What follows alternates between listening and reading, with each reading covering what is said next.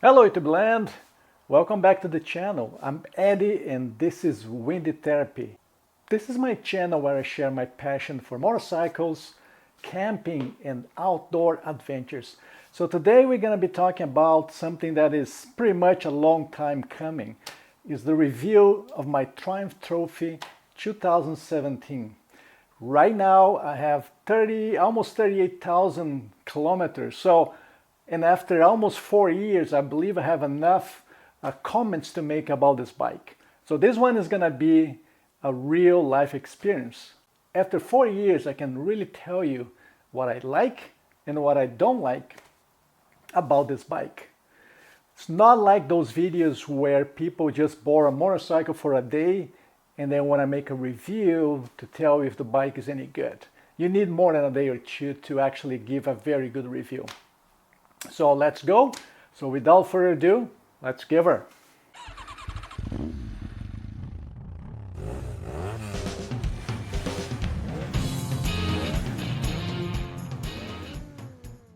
So after 4 years or close to 4 years, I have a very good understanding about this bike. And like I said, I'm feeling that I'm in good position to tell you what that is. Before we start, let's go over some basic specs so you can understand what this bike is all about. So the engine capacity is basically 1215 cc's.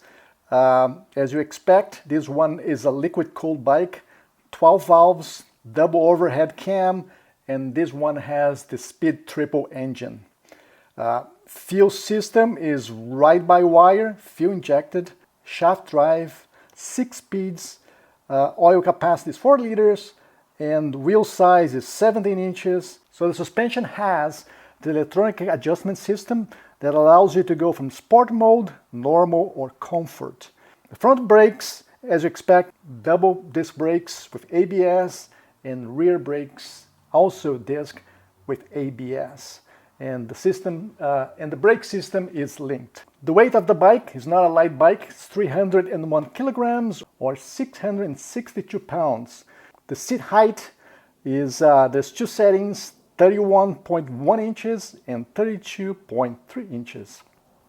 The fuel capacity is 26 liters or 6.9 US gallons, which provides 132 horsepower at 8,900 RPM.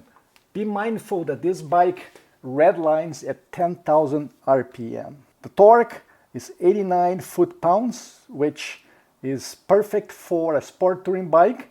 The instrumentation has a dual analog gauges that has trip computers, range to empty, service indicators, gears, position, air temperature, frost warning, and some accessories such as, which are pretty good, heated seats, heated grips, and cruise control, which all those three are standard for the SE model.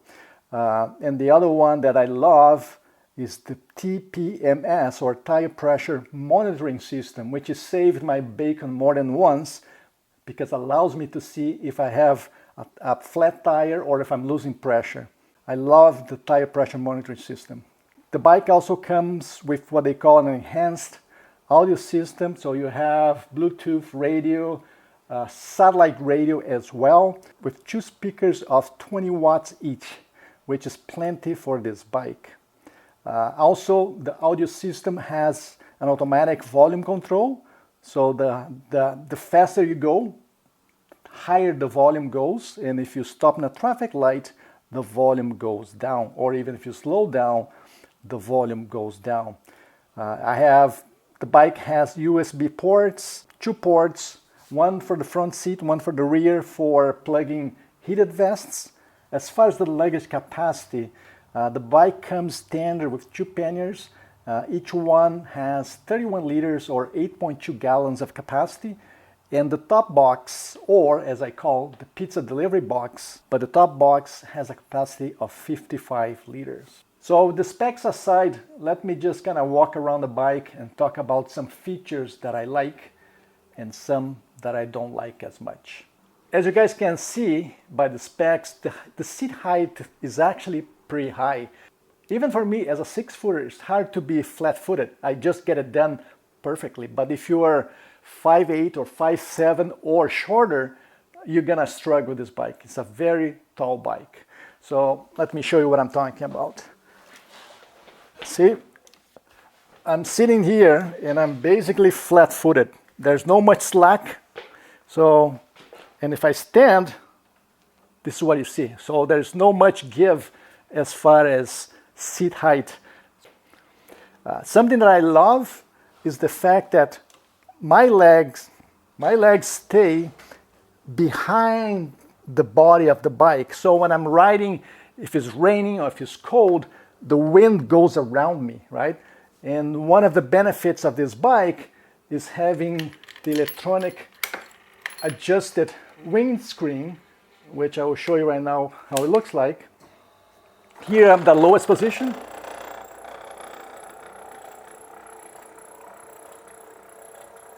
And here is the highest position. So if it's raining or if it's cold, I can set to the highest setting and the wind or rain goes straight over my head.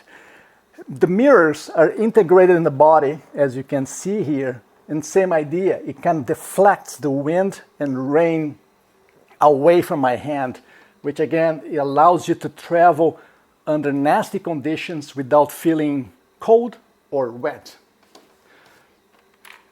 You have the cruise control on the right-hand side, very easy to turn on and off.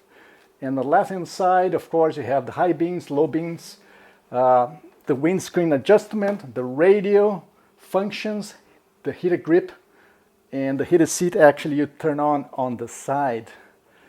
The riding posture, as you can tell, you're sitting up, right? So it's a very comfortable position to ride. My arms are slightly bent, and that's how you want to ride.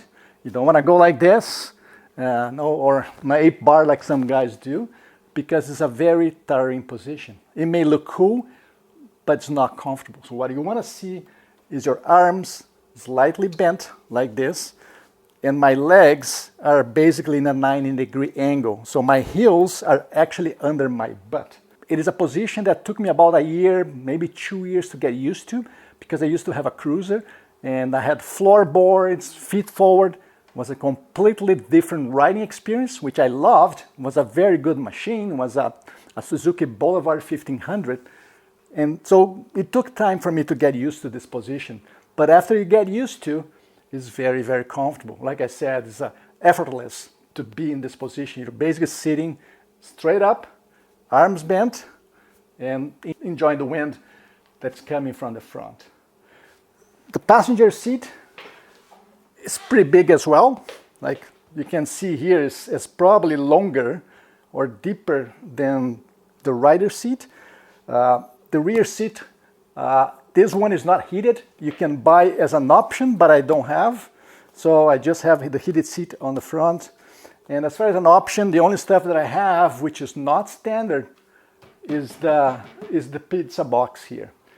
Everything else, heated grips, heated seats, ABS, traction control that I forgot to mention, the side luggages, the adjustable windscreen, ABS, everything comes included. So it's a plug and play, and this motorcycle was in a direct comparison with the BMW R1200 RT, which was the bike that I was actually considering buying. But this model, because Triumph was stopping to manufacture in 2017, this is a 2017 model, was the last year, I bought it brand new for 60% of a BMW. So you may question, you may say that perhaps the Beamer is better, but no, paying an extra 40% to get it, I didn't think was reasonable. And to be honest, it's been 4 years, I don't regret. This bike is extremely bulletproof. There are lots and lots of reviews online showing 4.5 stars, between 1 to 5. 4.5 tends to be the average. Some go as high as 5 stars, but the reviews online are very, very good. Right now you can buy this motorcycle a very low price, mainly because this model was discontinued in 2017. Triumph basically made the trophy between 2012 to 2017. Some may be concerned about the fact that the model is no longer available, but as any manufacturer, they're obligated by law to keep spare parts for at least for 10 years. Having said that, most of the components are shared between the Trophy and the Tiger. It's basically the same engine. A lot of parts of the transmission are the same. Of course, the body will be different, and the Tupperware, the plastic stuff, is specific. But to be honest, I'm not worried about that. But if someone is willing to get one, you can get it for a very low price. And I'll tell you, after 4 years, I just spent money in gas, oil, and tires. Never gave me any maintenance problem other than normal service that I have to do at the dealership every so often, but even that is minor, right? So the cost of ownership of this bike is extremely low. Never had a breakdown, never had issues. So would I recommend this bike? Absolutely. No, I love this bike. Something that I forgot to mention to you guys is the fact that other than the riding modes, the bike has a rebound setting. I hope you guys can see okay here. Just a minute, let me just go back a little bit. Loading. Then I can go for one rider. Can you guys see okay? One rider with luggage, two riders up, or just one. So in my case now it's going to be just one. So I'm going to load it. And that's it. So now I'm set to comfort. I can go from comfort, normal, or sport. I like comfort. So just give you an idea what kind of settings the electronic suspension can do for us. So let's go riding now. So now we're gonna go for a quick rep and just to share my riding opinion. See? See, this engine goes pretty darn quick. As you can tell, the engine is not that noisy, which I like. After having a cruiser with a loud exhaust, which was pretty exciting for a while, but after a few years I got tired of the noise, so I kind of appreciate the quieter sound, mainly for longer trips. The bike is pretty nimble, it's pretty easy to maneuver, very responsive, and the acceleration is impressive. Right, it goes right now. As I said previously, it redlines at 10,000 RPM, so you can really give her, and the speed just follows. So, and the sensation of riding this bike is it's hard to describe. Let's give her.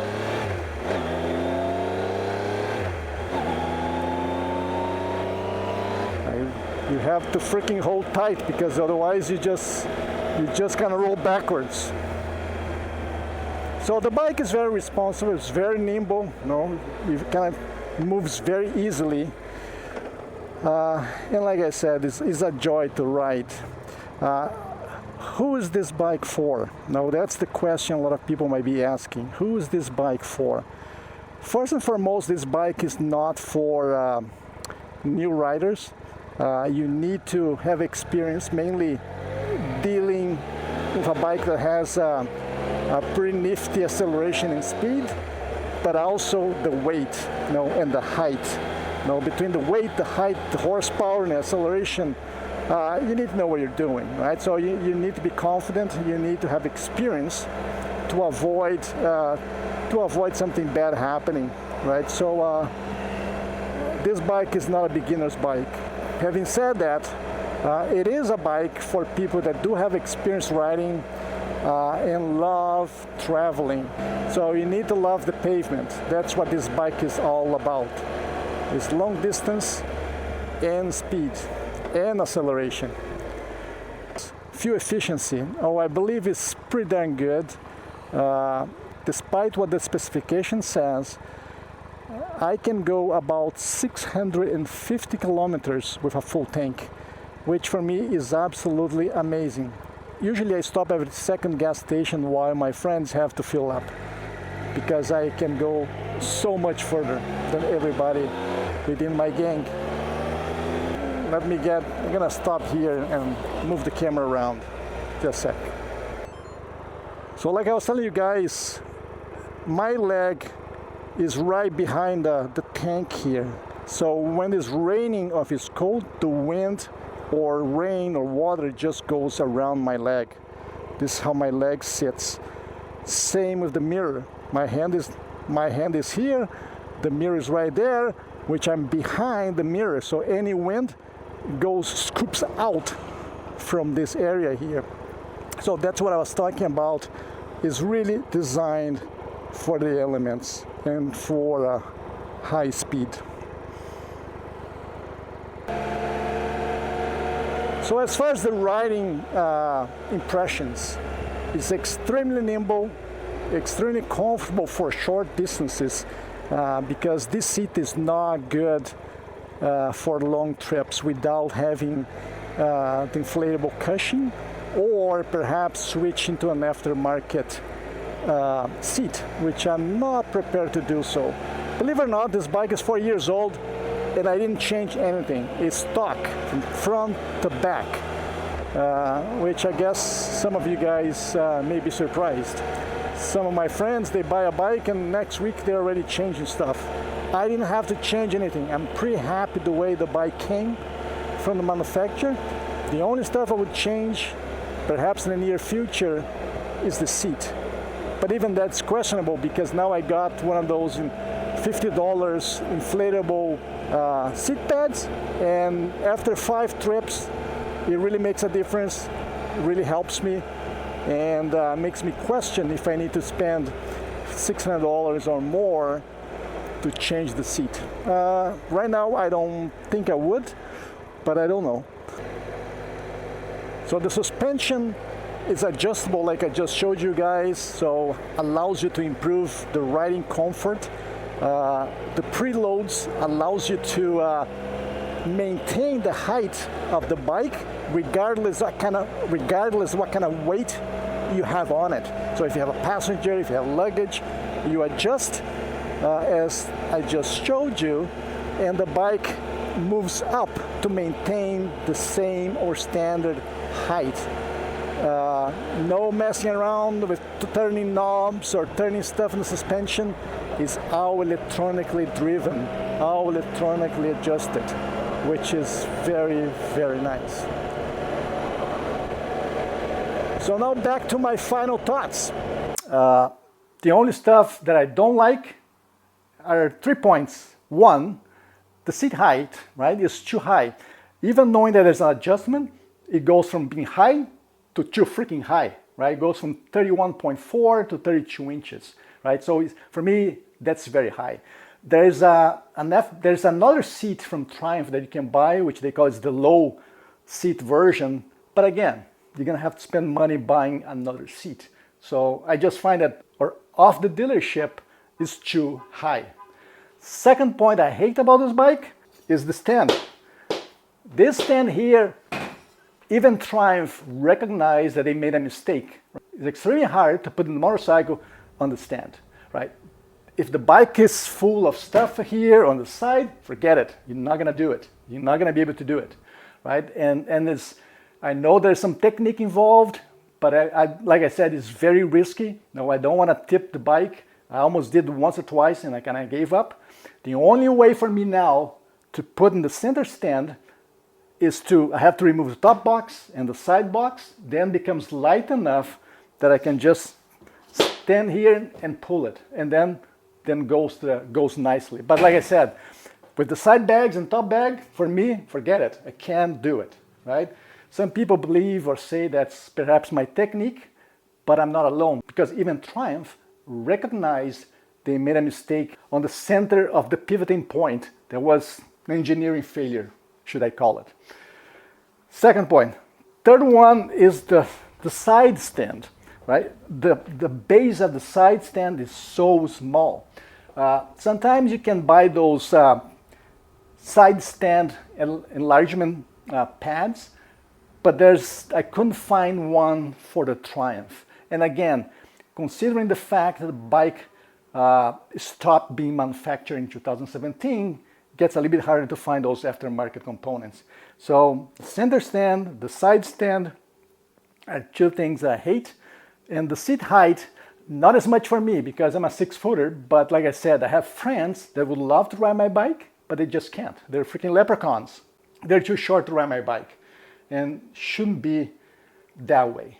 Other than that, no, I don't think those are major issues. Oh, one more point, the fourth one that I almost forgot. The seat, I don't believe is that comfortable. Like when I had my Suzuki Boulevard, I had an aftermarket seat from Mustang, and that was heaven. It was like a lazy boy. It was so comfortable. This one is not good. Like I said, in long rides or long trips, I have to put one of those cushions on the top. Otherwise, I get back pain or pain on my tailbone. It might be age related, maybe it's just me, but I don't like the seat. My wife rides the back, and she also said the same. She doesn't like the seat, which if I had to change something on this bike, would have been change the seats to something more comfortable. Other than that, like I said, I love this bike. There's a lot of features around it that I love. But again, if you have questions, just ask me in the comments area down below. I'll be happy to help you or answer any questions you guys have. Overall, I do recommend it. At this point in time, you can buy one, a 2017, 16, or even a 15 for a very low price tag. So that's it, my friends. I hope this review was helpful. It took a while for me to get here, but I want to wait a few years to have a very good understanding and feeling about the bike. So after almost 38,000 kilometers, I believe I got it. I know what's good, what's not as good. I believe this might be helpful for someone who's considering a sport touring motorcycle, right? If you like to be on the highway, if you like to go fast, this one is for you. So that's it, my friends. If you like this video, as always, give me the thumbs up. Don't forget to subscribe right here if you want to see more content like this one in the future. And as always, be good, be safe, and let's keep the rubber side down. Ciao.